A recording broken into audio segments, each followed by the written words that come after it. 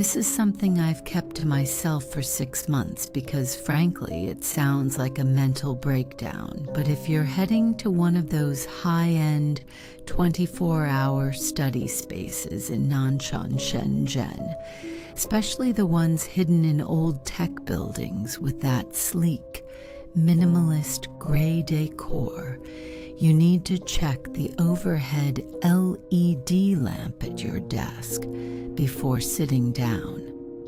I was pulling all-nighters for my certification exam, and the place was usually empty by 2 a.m. On my third night, I noticed this smell that wasn't just old dust or renovation fumes, but something like burnt hair mixed with wet, decaying newspaper.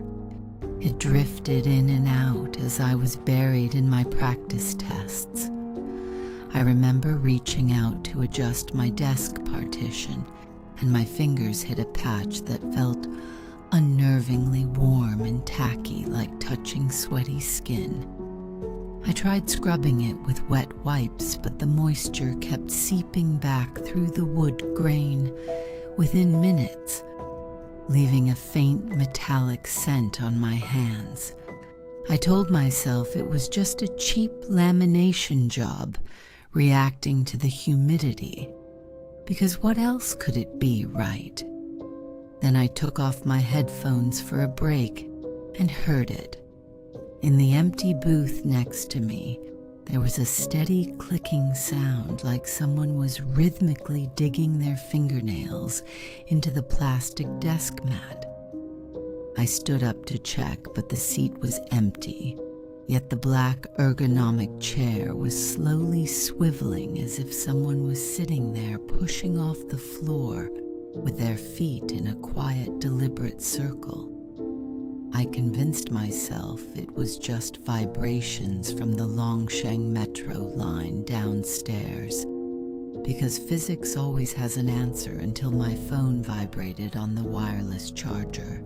It showed the voice memo app was recording on its own, and the waveform was spiking violently despite the room being dead silent. When I played it back, I didn't hear a human voice, but a wet, ragged gasping sound like air being forced through a slashed throat, whispering 5 words that made my scalp go numb. It said, "Please, let me use your seat." The sensory lights in the back of the room timed out, leaving only my desk lamp burning. As I reached for my backpack, I felt this sudden, heavy, freezing pressure settle directly onto my shoulders, like someone dripping wet had slumped their chin right onto my neck. The smell of camphor and rot hit me so hard I couldn't breathe, and I slowly turned my head to the right. Less than 3 inches from my face was a head with no skin. It had no eyelids, and 2 grayish-white eyeballs were staring straight into mine, with its mouth sewn shut by thin red threads, but that rasping sound was still leaking out of the gaps. Its skeletal gray fingers were digging so deep into my shoulders that I could feel the sharp tips of its nails piercing my skin through my shirt.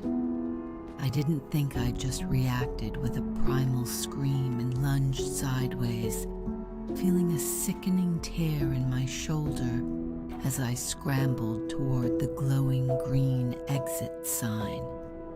I tripped over a chair and hit the floor hard, but I crawled and scratched at the carpet until I reached the door.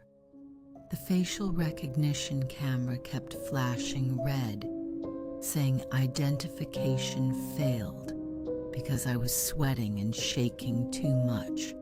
But on the final second, the lock clicked. I sprinted down the emergency stairs, hearing a heavy slapping sound following me down every flight. like wet towels hitting the concrete, until I burst out onto the street into the humid Shenzhen night.